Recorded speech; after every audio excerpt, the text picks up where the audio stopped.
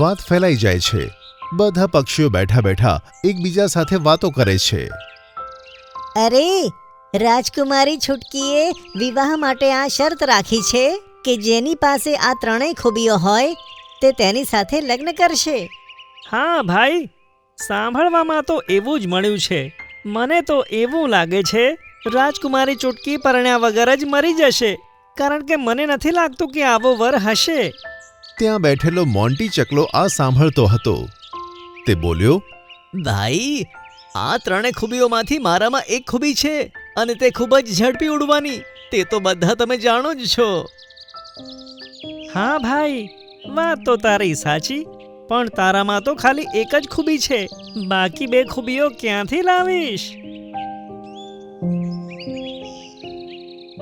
અરે કઈ વાંધો નહીં, 3 ખૂબીઓમાંથી તારામાં એક ખૂબી તો છે.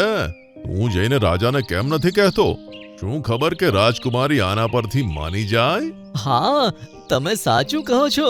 હું રાજા પાસે હમણાં જાઉં છું.